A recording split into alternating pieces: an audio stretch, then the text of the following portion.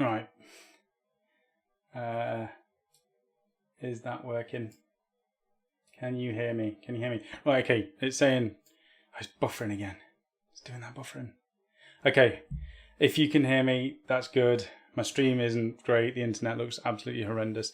So if this cuts out, I'm just not going to try and revive it again. If it buffers, all I can say is try and refresh the screen. I'm still working on trying to get a decent connection up to the study that I'm in at the moment, but it's not great, to be fair.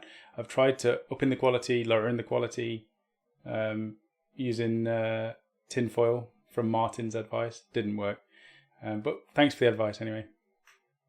Done all sorts of stuff, and it's still rubbish. But I'm going to try and get on with some hobby tonight, just briefly, probably for like an hour. Might not even be an hour, depending on who's in the chat, because Rachel has got her lovely friend Annalise down for the evening, and we've just come back from an amazing Italian meal in town, and I wasn't even expecting to be on, so I basically just said, I'm going to go up, I'm going to stick the stream on, I'm going to see if it even works, and if it does, I'm going to get on with some hobby. I'm going to do some of this converting.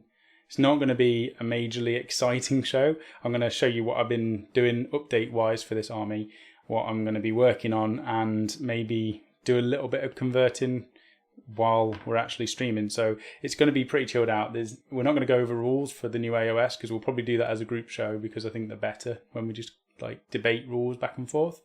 This will just be me getting on with this, but ask any questions you want. Let me know what you're working on as well, and we'll just see what happens for maybe an hour. So it's still green on my end. 2 minutes in, we'll see what happens. We have Dervimus Maximus. I'll go over who's in first. Say hello if you're watching. I know because it's not scheduled and this didn't work last week, I don't expect anyone to even turn up. So the fact that there's a bunch of you waiting already is pretty amazing. Dervimus Maximus, who says first. Batsy Sees the World says second. Welcome. Else Nation as well. Welcome, Else Nation. And good job on your Space Wolves as well. You're doing a cracking job on those at the moment.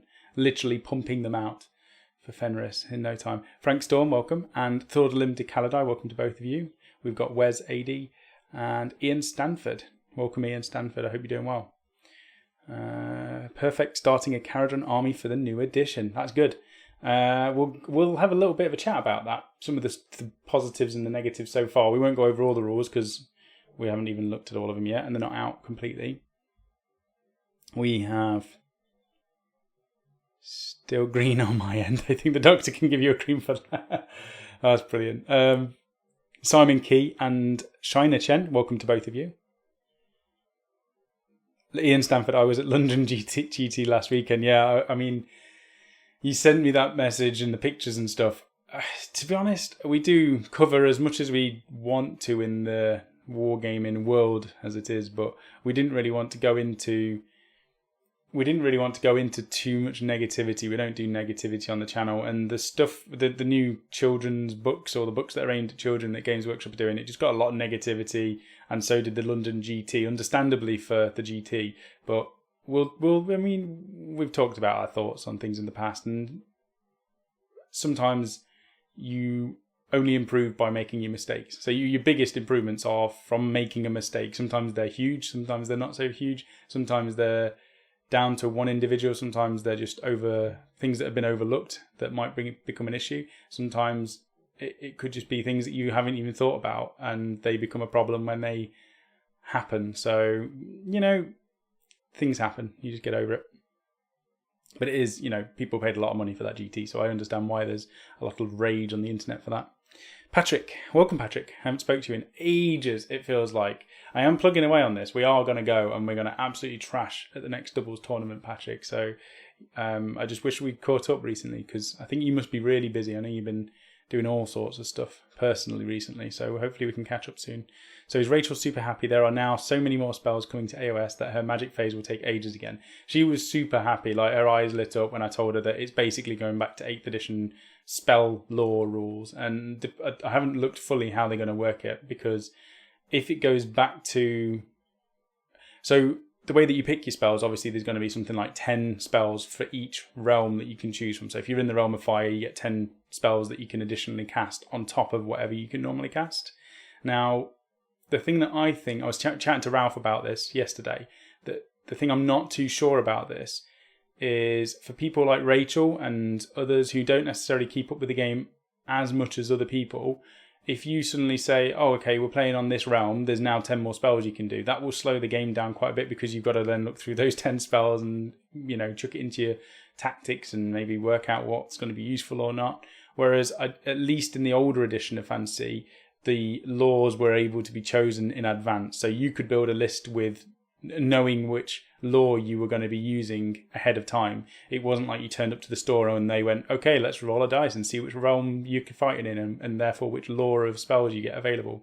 So I don't know whether match play will change it in the fact that you literally just pick which law you want to choose, in which case then it's absolutely no issue and it just gives you more variety and a lot more flexibility in your lists. So hopefully that's good. Rachel loves it because she loves casting magic anyway, so she won't have an issue with it.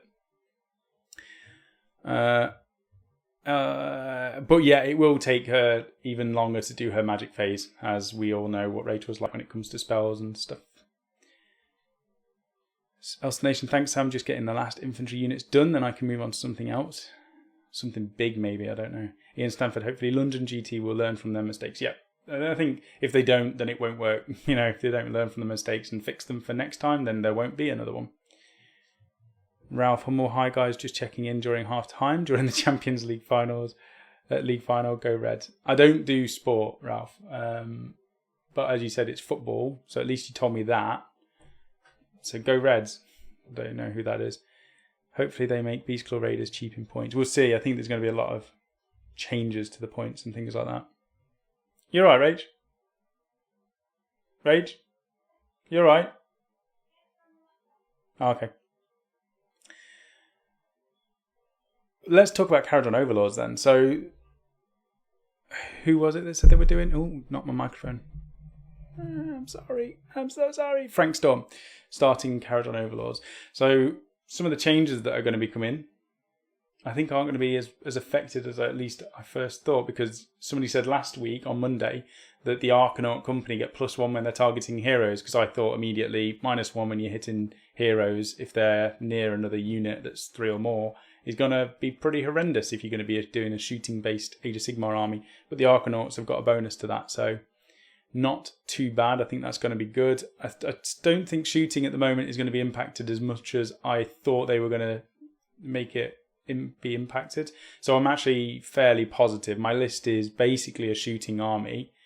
I don't have anything combat-based in the army other than some of the units that have close combat weapons, like the Engine Master has got a really big hammer, so he'll do some damage.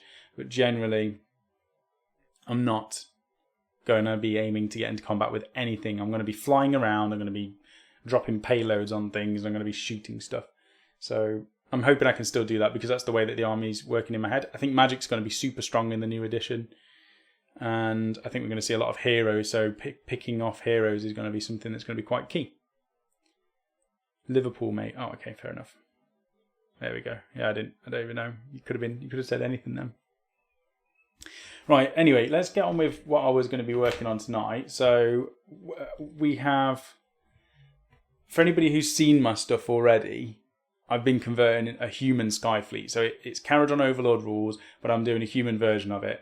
I am converting all of the models in some way. Sometimes it's not a major conversion, sometimes it's going to be drastic conversions. So that's my aim with this. I wanted to do something completely unique that nobody else has done and turn up at a tournament with Patrick and see what happens. Martin Dix, hello all, quickly popping in to say hi and I'll watch this later. I missed a parcel today, so I am assuming it's from you. Collect it Monday. Yes, we sent it. What day is it today? Saturday. Sent it yesterday. Yesterday or Thursday? I think we sent it first class. I can't remember now, but potentially there's going to be a bunch of ogres waiting for you on Monday, Martin. So I hope that's useful. Like I say, if this part's missing, I apologise. It's literally everything that was in my cupboard of shame that I would not be using. And we played Magic last night. Me, Liam, Mike, Dave, and Rachel. And I used my salt mat, my Why So Salty mat, and it did me good. I won practically every game, so it's all good. There wasn't much salt. Right, so the conversions that I've done so far. Let's see if we can do some of these. I don't know if I've shown these on a live stream yet. Let me zoom in a little bit. Ooh, there we go. A little bit awkward. How far are you with the Ironclad, Sam? I'll show you in a moment that one, because that's a big one. That's a big one. So this is the captain for the Ironclad. So the Ironclad normally, for the Kharadron Overlord, has a captain who has steering the wheel. Now, it's the same wheel that I've used from it, and this normally goes behind at the back of the ship, hidden behind the giant mast, effectively. And I wanted him to be in a more prominent position. So he is going to be... Let's see if I can even get this on camera. Yeah, there we go. So I know it's a tiny little screen, so I apologise about that. My setup is rubbish. Now... Oh, don't break him, Sam. I've got an urge to just, like, use my teeth. There we go. Right, so he is normally, on the actual Ironclad, you see this little bit where I've done like a bit of green stuff in here. It's supposed to be a rubbish little plank, but normally the steering wheel will go in there. The mast connection is going to be on here, and he's kind of blocked in this tiny little section. I wanted to be in a bit more of a prominent position, so this back part of the Ironclad that I've built, there's a little hole here, and he is basically, this captain, is slotting in the back of there. And I think he looks a lot cooler. He takes up a lot more of the back of the ship. It looks really cool, in my opinion, and I think that looks better than where he was. So that's the captain of the ship. Next, I've been doing, so there's like normally a guy looking through a magnifying glass out the side of the ship. So I've used this engineer from the Empire range, given him an Orlok head. Everything needs green stuff, and by the way, so there's a load of gaps and green stuff work that I need to do. This is just the core stuff that I've been converting so far, but he's going to be looking off the side of the ship. And there's a little pin for him to go there as well. Then we've got, now on the back of the mast,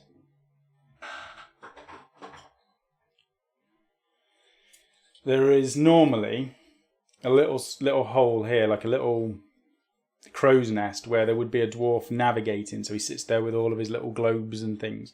And I decided that because it's the humans, they kind of barricade everything down. They don't really know what they're doing. So I've decided to just fill that out. I might get rid of that tech-looking thing, I don't know yet. And I'm putting the navigator on this side of the ship. So where I've built the planks, which you'll see in a moment, I'm going to have my navigator looking off the side of the boat instead. And he's going to have this speaker. So this is another conversion. It's an Orlok. I've used the head from the engineer kit. It's not stuck down yet, like most of the heads aren't. So I can position it depending on what pose is going to look better. Because I always leave the heads off separately, because the direction of the face changes the dynamic of the model massively. So when I build models, the head is always the thing that I do last. I always pose it, because I mean, having the model looking like that is a completely different pose to switching it over to just looking at it that way. And there's not much flexibility with where the head can go with this because of the neck joint, but normally there's a bit more. So I've made like a little harness that this thing is stuck to. So on his backpack, he's got this arm that comes down here, and I figured it could almost come over the back of his shoulder, and it could be whirring around and things. He's got the navigator tool as well. And then in his other arm, I've given him a speaker from the Kharadron stuff. So this is a mix of human parts and dwarf parts. So he can shout to the captain, go left or go right. And I like that idea that he's got a little speaker there. So that's the navigator. That is everybody that I'm putting on the ship, because the gunner goes inside the actual boat in the Ironclad. Normally is on the top decking shooting at things, but I've put the gun underneath the boat and inside, so I imagine the gunner is inside there. So I've got 3 crew which I need to paint. The only one I didn't do was the engine rigger, because I didn't really want a human strapped off the side of the boat, to be honest. He can be underneath putting planks of wood down or whatever. The other idea I've got is, because this is effectively a navigator, I could leave him pinned and put him on a base and use him as a navigator in the game. So it's another hero model. Rather than me converting one up, I can just pop him off the Ironclad and use him in the times when I would use him. I have got this model, which I really loved. This is the Necromunda model that came out fairly recently, one of the bounty hunters. And I'm debating on chopping his head off. I know it's a little bit like blasphemy, because the thing that attracted to me to the model was this really cool samurai-esque hat that he's got. I really like it. But then I thought it looks very techno-based. You've got all this almost like a Tau-based pattern on the top of his hat. And this mask, although it would still pass because the dwarf engines and all the different machines that they use are quite steampunk. And I mean, this weapon here, this weapon is a dwarf weapon, and it's quite techno with it's got a grenade on the end of it. So I figured a helmet with some goggles on it is really not that much of a long shot. However, I did find these little Empire heads, which are got tiny little circular hats as well, but it's like a bare face on them, and I've got two different variants. These are from the Bretonian, nice rabbit hair. These are from the Bretonian Men-at-Arms range, which is a great kit when you could get it. And I've still got a couple of the heads lying around, so I'm debating on chopping that head out, carving out a little bit of a hole, and then sticking one of the Bretonian heads in there. I don't know what to do with the arms, whether to keep them as they are or put different weapons in there. But he's going to be my chemist from the army, so I'll have I'll have. Well, he's an admiral, but he's going to be stuck to the steering wheel, so I can't use him. I'll have a navigator. I'll have the chemist, and then I've got this engine master, which is the big conversion that I've got a lot of work to do. So some people have seen this before. This is an arm from the Orlok sprue, which I've chopped up at the elbow. I've got to fill all of this in, and I've drilled through the hand and carved off all of the armour plates to enable me to put a paperclip through and make it into one giant long hammer. And I think I've done a pretty good job at getting the scale of everything right. This is exactly the same size as the hammer that the engine master normally has, because I've got the engine master model as a backup just in case I needed to use some bits off it. I've also done this like mech arm coming off the side holding that, and I've got to green stuff all of these as cables and make this as a chimney, and then maybe do an anvil on the back of here as well just to make it similar to the original model, obviously a human version. And then I've got a head down here which I've picked for the moment, but I might switch it. It's pinned so I can just choose something else. So that's all my heroes. Infantry wise, now all of my Arcanaut company models are using Orloks with Skitarii heads or bear heads of any sort, just to mix them up. I'm trying not to use a single duplicate head in the army, so I'm using my entire range of human heads across this army, so they all look different. They're not going up into the upper atmosphere in the sky, so they don't need to be fully sealed in suits and have the masks and respirators, so I can get away with that from a fluff perspective. But I still want to give them some tin hats here and there, just in case they do go higher and they go, they stick a hat on and go to the top of the decking. So this is just an example. My sergeants have got special pistols because they have a weapon that shoots more shots, and every other guy, every other Arcanaut has got a standard looking magnum like this and a close combat weapon. So weapons wise, they've all got the right sort of kit. That's my Arcanaut company. Now inside the Arcanaut company, you can have special weapons. You can have a light skyhook, and you can have a Gatling gun effectively. I forgot the name of it. So this is from the Orlok kit. I mean, it's basically a Gatling gun. It works perfectly. So I'm having one squad of 10 with 3 of these Gatling guns. And then my other 2 10-man squads are having 3 light skyhooks. And this is using the grappling hooks again from the Orlok kit. It's basically made to do, that kit is perfect for a human sky fleet. So I've got, in total, in my 2,000 points, I'm going to have 6 light skyhooks and 3 Gatling gun things. The final conversion for the normal infantry. Oh no, I've got the women. They're coming soon. Rabbit hairs. Lovely. The final conversion are the guys with the giant balls floating around their backpack sort of thing. So I'm using the assassin heads from the Mechanicum kit. And I'm going to do cables coming off down here. All of the weaponry is taken from dwarves and converted. So I've got to do some green stuff gap filling between the Orlok hand and where it goes into a dwarf weapon. And I've done a lot of chopping and changing on this ball levitation device thing so that it looks like he's flying around. Andy, so Ian, I'll answer yours in a second. Andy, how much have you missed? Not much. I've only been live for 10 minutes. 20 minutes? Holy moly, 20 minutes. I've been talking rubbish for 20 minutes. I've not done any building yet. We've got ages yet. Because I started at 8:30. I was going to start at 8, but we literally walked through the door at 8 o'clock, and I needed to set up the show, check the internet was working, and then get it all live and do the thumbnail and blah, blah, blah, blah, blah. Let me know as well in the chat if you can let me know how clear the stream is, if the audio is okay, if the video is okay, and if it's stuttering and buffering like it was last week. because I just need to know if the changes that I've done have fixed it, or if it was just a temperamental issue last week with YouTube, because it looks, on my side, it's all looking out okay. Right, so that's those dudes, the flappy dudes. Now, I bought some Escher to use as Arcanaut company because I wanted to mix it up. I wanted some females and some males. But when I looked at the sprues, all of the Escher have las pistols, extended las pistols, that don't really look like they work in fantasy. Although a lot of the steampunk weapons from the Kharadron Overlords, you can get away with the majority of things. I felt like the las pistols were a little bit too much. Now, I've done it on this one. This is supposed to be a rifle of some sort. I forget the names of all of these weapons, by the way, but there's effectively in a... I forgot the name as well of the unit. In the Kharadron Overlord, I apologise for this, somebody can let me know what it is.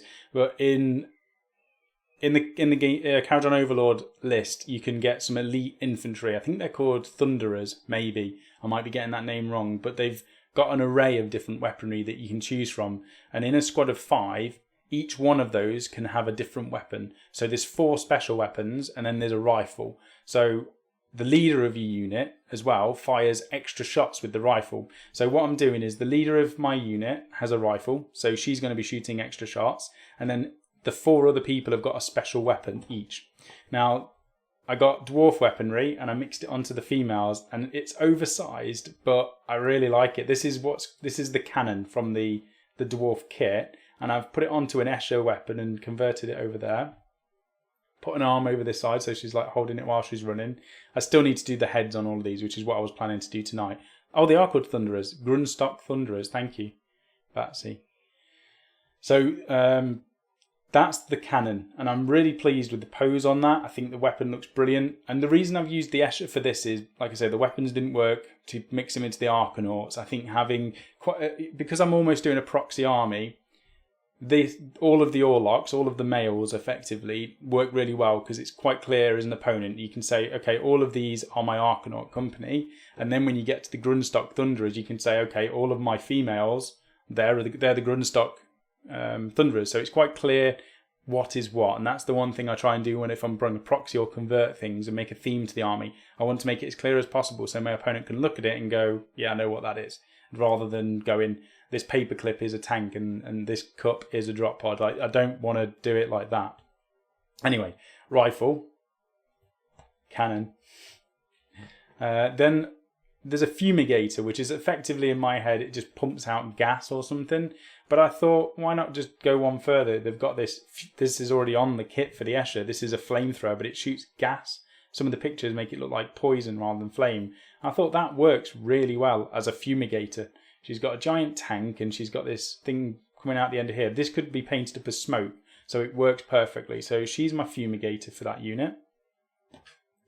Then I had the idea of, so this is called a deck sweeper, this weapon, and it looks like an old organ gun from the dwarf range. And I was thinking I could cheat and just use the shotgun, the double-barreled shotgun that comes in the Escher kit, and just say that's the deck sweeper. But I thought, you know what, I'm going to try and make it work. So I chopped off the shotgun, and I glued the deck sweeper weapon from the dwarf kit and stuck it to there, and then got this arm around this side so it looked like she's at least supporting it a little bit. So she's the deck sweeper, and I was just surprised with how nice. I mean, it's quite oversized. They're quite big, but it's steampunk, it's fantasy. You can get away with a lot of stuff in Age of Sigmar, and I really like it. I think the pose is good. She's almost running with this giant, lugging this giant weapon behind her. And then the final one out of this 5-man unit of Thunderers is this one, which is a Mortar. Now this is the Mortar from the dwarf kit, just stuck onto an Escher. I still need to do her left arm, put that on, but otherwise it's a pretty straightforward conversion. Chop it off at that little bit of the old gun and then glue this onto it. I was quite impressed with those anyway. I thought they turned out well. So that is what I have to be working on. That's what I've been doing. I'm going to aim to get these built. I want all of my infantry done by next week, and then I've got the boats left to do. So that's my goal. Let's have a look at the boat. Remember? See if we can zoom out a bit more for this. Now this is the Ironclad. It's massive, so I'm going to have to show you in segments. So I've still got a lot of work to do on the front of this here. I've filled all of this gap here. This is the green stuff in where the griffin attaches to the front of this. So this is the figurehead for the ship. And I've done it on both sides. So you can see there's just a lot of green stuff, welding that together. I'm going to green stuff feathers to meld it into the ship a little bit more. Now, I've put all of this texture in here because I figured the door doesn't even work on this side. They've boarded it up. There's normally a door here. And I've covered it with planks of wood and balsa wood. So they're going to be climbing up the ship and leaving mud. The bases are going to be very swampy and cracked earth and muddy. So I thought they're going to be piling that into the ship. So when this is painted, it'll all be one colour, but there'll obviously be texture and things in here. So there's all of this texture from Vallejo that I really like. It gives it another bit of stuff on there to look at. I've green stuffed very roughly the gaps of the planks where they merge together, because this isn't just the scenery kit that came with the Deepkin stuck over the top of an Ironclad. It's one of those kits where I had to chop up all of these planks to make them fit around the Ironclad, and that's why it took so much work to get this to actually work and join up. Some of these gaps you can see I've used balsa wood down here. I've also drilled tiny little holes.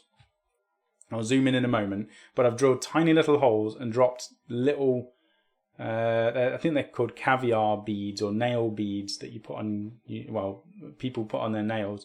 And I just drop those into the hole, and they're the perfect size for what the nails' heads are on the planks already. And I'll show you that when I zoom in a moment. So that is the basic structure. It works really well. All of this I've filled in, so you don't just see an empty part of the ship. It all goes all underneath here, look. And I had to lay every single one of these balsa wood planks across here, and I've drilled holes into the side and dropped nail heads into them. That goes all the way around. So it's taken a lot of time. There is an entry point on the side here. Andy's just put adding a rope ladder would be cool, but I don't know where to get a rope ladder from. There is one door they can get in down this side here. And all of these guns move at the moment. I might glue them. And this was the giant cannon I was saying. So this still moves at the moment. And the front of the ship's got all this texture and dirt down here. Inside the ship, you've got the door. Now, in the actual Ironclad, this is vertical. So the door comes up this side here. And there's normally a bit of platform over the top where the giant gun sits. So the cannon is normally up here on top of here. And I carved all of that out, put this flat, and then you can see underneath this texture, there was balsa wood planks that I'd laid.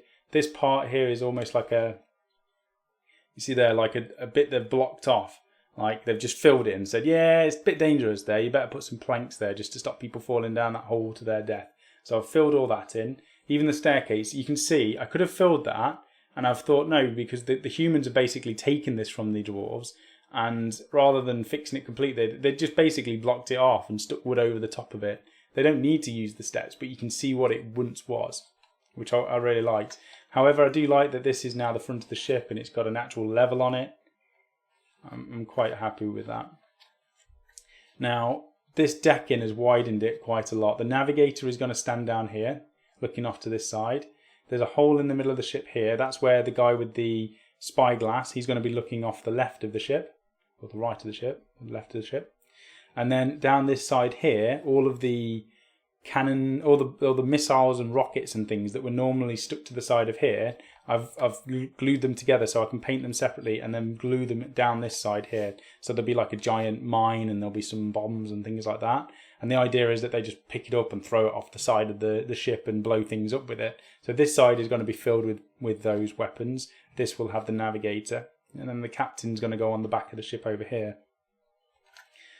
The top of this sail still fits perfectly. Don't know if it'll show up very well, but it's massive.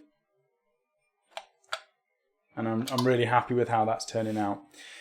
So once the Ironclad is finished, the next one I've got to do I've got one frigate and I've got 3 gun haulers. So there's going to be 2 transport ships. In my list, my 2,000 point list, one of the lists I've done anyway, there's going to be a 20-man unit, 2 10-man units, and the engine master inside the Ironclad. And then there's going to be 3 guys with the giant ball things strapped to the side of it as well. So that's going to be a huge Death Star unit. That's going to be in the sky because of the fleet that I've chosen, the fleet rules. So on one of my turns, I can basically turn up from orbit, land where I want, and then they can disembark from the Ironclad and start shooting and charge if I want to as well. So it's going to be pretty cool. The other 10-man unit are going to be inside a frigate. And then I've got 3 gun haulers as well, which will be just zipping around the battlefield shooting things or maybe capturing objectives. It's not a huge list. I mean, it's 2 transports and 3 little zippy flyers, but it's going to be quite a nice themed list to do. I know I've been going on for ages. That's half an hour of talking about what I've been doing on my boats and people and things like that. So we'll go through the chat. Ooh, it's gone down quite a bit. I see you have the aeronautical terms down, left, right. Yeah, there's like port side and starboard side and all that sort of stuff. I did go sailing for 2 weeks and I forgot all of that. Right, so further up, Ian has asked what colour scheme are you going for? I haven't decided. I've named this because I'm really unoriginal, and mainly because of what it is. These are called the Ironclads, and they normally, in the Kharadron fleets, they give them names. It's, like pirates do. You've got the Black Pearl from Pirates of the Caribbean and all the other boats. And because it's the core of this model is an ironclad, but then it's wrapped up in wood and things like that. I was trying to think of a name, and I had all sorts of names and things that I was debating between. And I've just settled on the iron core because the core of it is iron and it's covered in wood. So I'm going to call it the iron core. Now, colour-wise, I wanted it to be the colour of iron. So this actual iron part, I'm going to be doing in a rugged, darker silver. So it might be lead belcher dulled down with agrax. I'm not sure yet. I haven't decided, but it's going to be a dark silver for the metallics. So that will carry over onto the infantry. Their shoulder pads, their helmets, and all of the metallic parts will be a dark silver. In terms of the clothing, I haven't decided because I might do a colour. The clothing will probably be the one thing that will stand out. It's going to be a lot of metals and leathers and things like that. And then there'll be one colour across the army which will tie it together. Now the bases are going to be greens and browns. So I might do something that contrasts that. I might even do like a purple. Even if it's a deep purple, I might go for something like that and then have... I think purple might work. So it'll be dark silvery metals with a purple. I'll have to have a look at the other sort of colours. I'll go on my little colour charts and colour wheels and see what will work together. But it's going to be quite muted, neutral colours overall, and there'll be one colour which will stand out, and I'm going to try and make that contrast with the base. So I'm going to look at the browns that I'm going to use and see the browns and the greens, and I'm going to see what's at the other end of the scale, and I'm going to pick something from that for the clothing. What else is there on them? Yeah, there's a lot of straps and metal and clothing. That's basically all I've got to pick. It's not a huge colour scheme to worry about. I'm not going to do any like stripes or anything like that on the trousers because I might be doing Harlequins for 40k, so I'm going to have a lot of work to do for that. Chris Norris, hey Sam, how are you today? Is it hot where you are? It is. We went into town for 3 hours maybe, and we went to a really nice bar. I tried gin. I don't normally like gin. Phil's got me into it. So I tried a really nice gin, to be fair. And then we went to this Italian. If anyone is near the Leamington Spa area, there's a tiny little Italian called Mementi. And we go there probably at least every 3 months. Once every 3 months, we normally take people that we know there and not random people off the street. And we go for a meal at Mementi. And there's this pasta dish called Emilio Special. Best thing ever. Anyway, we went there and then we just popped back because I decided to do the stream. But it is roasting. So, yeah, it's really nice weather outside. Barbecue weather. But I'm sitting here doing a stream, so I should be outside. Hopefully it's hot where everybody else is. Marty Milligan is here. Welcome, Marty. I hope you're doing fantastic. Haven't spoken to you in a while, actually. I hope you are doing well. Okay, apparently the stream's okay. That's fine then. That's a surprise because I've actually upped this. I don't know if the quality looks any different. This technically, it normally is in 12 1080 by 720p, and I think I've upped it to 1080p, and put the refresh, the frame rates at 60 frames per second rather than 29. And some other stuff is basically scaled better. It should be anyway. Shiner Chen. Oh, Andy's saying it's such a cool ship already. That's nice. Thank you very much. Shiner Chen saying fantastic work. Really impressed. Can't wait to see it finished and painted. Thordlim, I see here. The Howling Griffin. Yeah, it was going to be something Griffin based for the name of the ship. Frank Storm, very hot. I'd rather have a cool temperature, says Andy. I prefer cold over hot. 100%. I get way too hot. Right, I'm going to have a go at building some stuff, and if anybody's got any questions or want to talk about anything topic wise, I am completely open. So you suggest topics and we can talk about it. Must be in double figures here in Scotland, so we're all melting. Just Norris, I'm on the coast, so it's fine for me. I'm jealous. I would actually love to live near the coast, just purely for the fact that you've got the sea. I'd love to live by the sea. Where are all of my heads? I haven't actually looked at these yet, how these go together. Normally with the newer kits, I generally have to look at the instructions now. There's so many rabbit hairs in this room, I absolutely hate it. So I've just been looking at the numbers on these and hoping that they marry up, and so far they've been alright. But it doesn't look like these go together in any specific way. So I need to pick 5 heads. By the way, these Escher kits are so small. They've got the tiniest little... Let me see if I can zoom in. Oh yeah, I was going to show you those. Here we go. So I drilled... Oh. It's not going to show you, is it?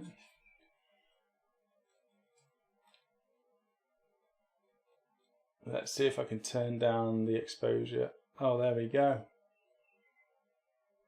Right, so I've drilled. If you look at the size, where can we show you one side to side? Here we go. There. Is that working? Where is it? There we go. Right, so we've got this tiny little nut here, this nail head on here, and then we've got mine next to it. So the carving on the wood obviously isn't as good. You can't really see it as much because it's all one colour, but when it's painted, hopefully there'll be a little bit more texture to it. So I drilled these holes and popped these little balls into it, and I think it's as close to what I needed as possible to get it as a copy of that. I was quite impressed. So I've gone around all of this ship, and you can see I've just drilled holes. Some of them I've drilled holes and not popped them in to copy what they've got, like this one down here. Drilled a hole and just didn't put one in. And just went around the ship bit by bit and put them over all the planks. Good times were had by all.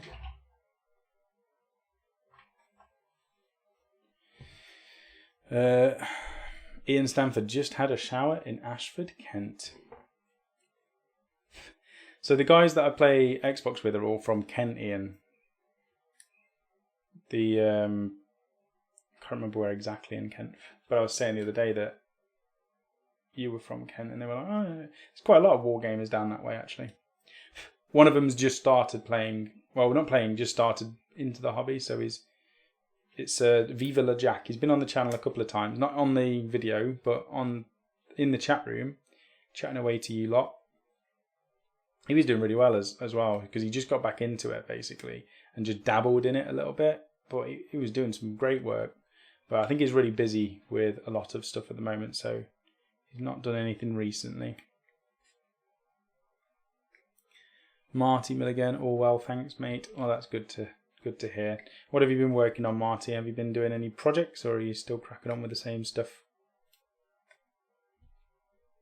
I'm not even looking at these heads. I'm just kind of pick. They're so small. Oh no. There we go. I thought I'd lost it. I would never have got that back.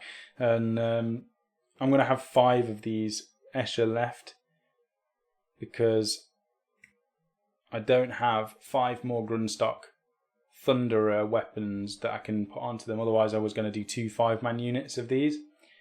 But it requires literally another box of Thunderers, and I'm literally taking the weapons off them. So there's no point for that. I got a £50 starter set because I needed another gun hauler. So I got the gun hauler in there anyway, and 3 more of the floating dudes because I might do 3 more. And I got an engine rigger as well. There's some bits in there that were worth getting it. So I'll pick them up.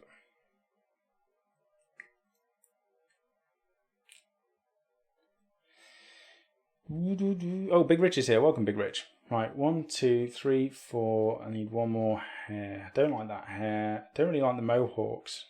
I don't know what it is, but these mohawks look a little bit rubbish.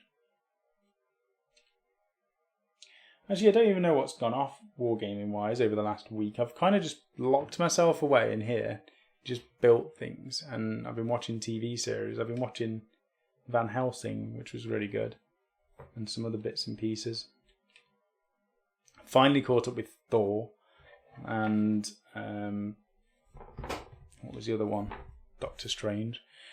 Martin Milligan, slowly with the town, not done a lot the last 2 weeks, got to get the Riptide done, then a couple of drones to finish, then that project is done, we'll be on to the next. This is the thing, it's always on to the next project, and I've got so much to do at the moment that I can't start a new project, and I'm not even thinking about doing them, because as soon as I start thinking about doing another project, I stop the project I'm on. So I'm basically not even going to start it. I say I'm not going to start thinking about it. I do need to do a 40k army because Phil has been on to me saying you need to do a 40k army for the channel. So I will be starting one. I was going to do the Primaris, but I think that's a long-term project. I think something needs to be done quickly. So I was thinking, and that's not even going to be quick, is it? I was thinking Harlequins. But like I said, it's not going to be a quick one to do at all. Did you see Black Panther yet? No, I haven't. I want to watch that one. I didn't realise Solo came out yesterday. Annalise, who came down today, she just said, "Oh, have you seen the new Star Wars yet?" And I was like, "Oh, I didn't even know there was a new Star Wars. That's so bad of me. Normally keep up to date with things like that. So I need to go and watch that." Andy, you were working on projects while watching the stream too. The thing is, normally at least I try and talk about stuff throughout. I normally have at least some form of topic to go over, and I can just drone on for ages. But tonight, I apologise, this is just me trying to do some stuff while chatting away. But it's not very good viewing, so I try not to do these that often. I just kind of chuck it up there every now and then. And thinking in this game is dangerous. It is. So the only thing that's more dangerous than thinking is listening to audiobooks in terms of starting projects. I really need to clip my nails. Looking quite long. I like keeping my nails because when it comes to removing mold lines, your nails are probably the best thing to remove them with. They get all gnarly and horrible. Doing all dwarves for Sigmar, says Frank, Overlords, Iron Drakes, and Fire Slayers. See, Phil's doing all of the dwarves for Wargaming Online. However, I stole Kharadron Overlords from him, even though he's still doing it.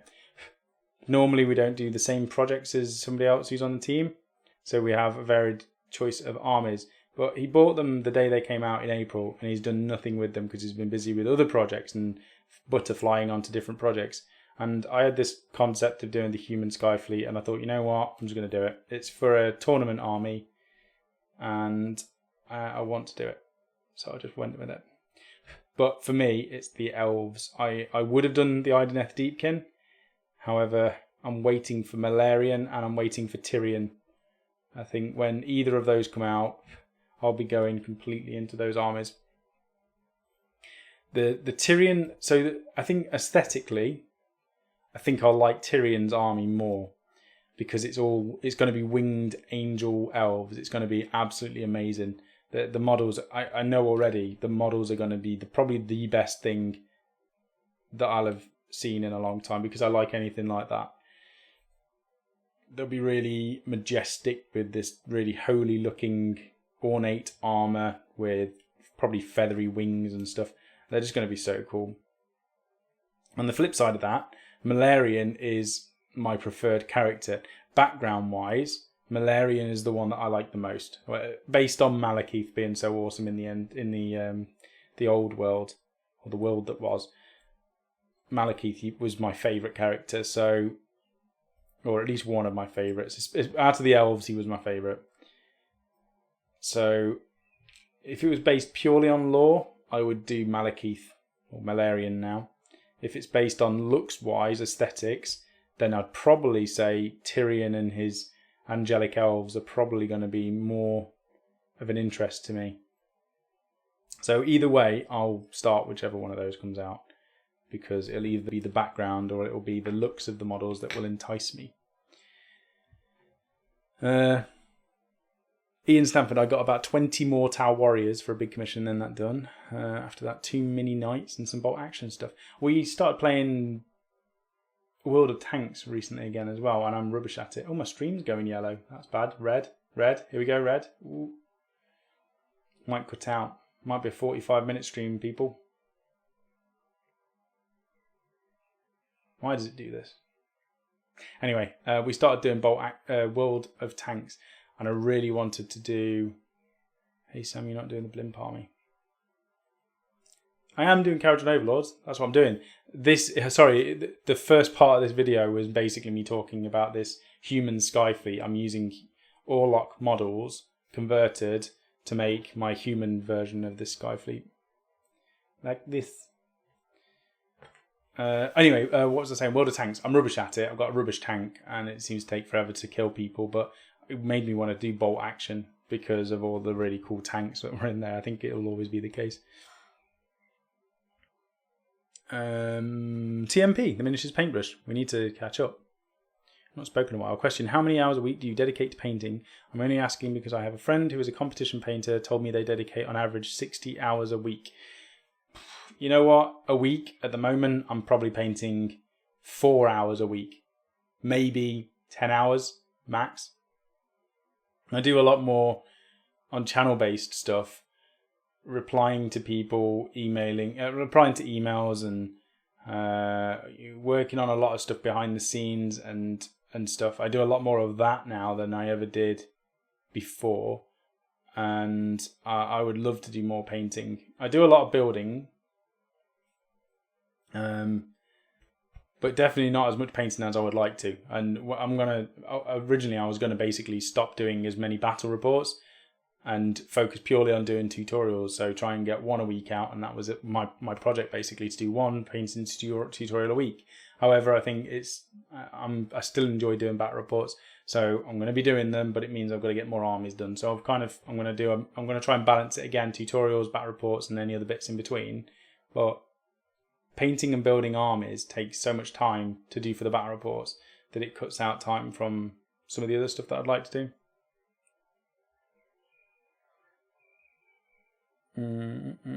Oh, hold on, I missed some.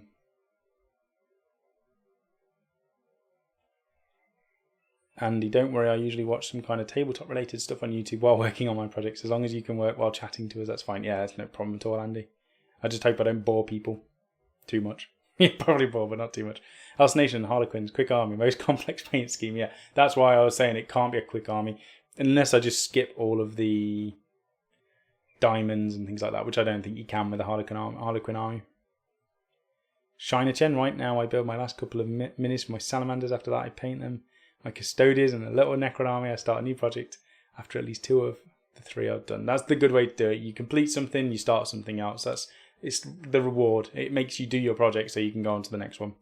So Big Rich, yes, I am doing the Blimp Army, if that's what you mean, if that's what the Kharadrons are, because yeah, I've got 5 Kharadron Overlord ships. I've just changed all of the crew, so I've got no dwarves in the army. Everything's human. Ian Stanford, I can't wait for Battlefield 5 to come out. I need more time. We're playing Smite, Ark, Elder Scrolls Online, and a bit of World of Tanks at the moment. That's my current playlist of games. So everyone's got different times that they play. Andy, Sam, what about that Stormcast entry you had in the Chronicles? So that's above me. That's in one of these project boxes, and that won't get done until the Kharadrons are done. And Phil said he may have them off me, so he will probably finish projects before me. So say we've got another army for the channel, he may take the Stormcast off me. When the new ones got revealed at Warhammer Fest, I was kind of disappointed because the new ones look so much cooler than the ones that I've got. I've got a full Vanguard army, and obviously I bought a lot of stuff, and I thought, well, now I'm disappointed because the new ones look so much better. So Phil may have them off me because he still likes the older ones. How does this go together? These heads are so fiddly. So either one way or another anyway, Andy, they'll be done by me or Phil. So there will be Stormcast on the channel. We can't not do Stormcast on the channel because obviously everyone likes Stormcast. So everyone likes them. They get slated a lot. Probably because they're in every single starter set. Though it's probably technically negative because I have knocked some stuff on the floor and then stood on it. I'm seeing that as I'm kind of close. What's that from? Oh, about 10 to 20 minutes this week. That's why. Excuse me. Where's AD? Are you guys going to Expo next weekend? We said we were going to go, and oh no, dropped another head. We said we were going to go, Wes. So I think I'm not sure what day it's going to be, whether it's the Saturday or the Sunday. I need to catch up with Phil and find out what's going on. I need to find out if we're going or not. Hopefully we are. We've never been to it before. Rachel's a massive board game fan, so she will want to go. I'm not a massive board gamer, to be brutally honest. I don't like board games that much. Rachel plays all of the board games in the world, and I try to play none of them. When we go to our, we've started this annual lodge holiday. It's myself, Pink, and Dave, and Pink's missus, and Rachel, me, the five of us, and maybe Mike will come this year, I don't know. But the five of us go away to this lovely lodge for 2 days, and we just play board games.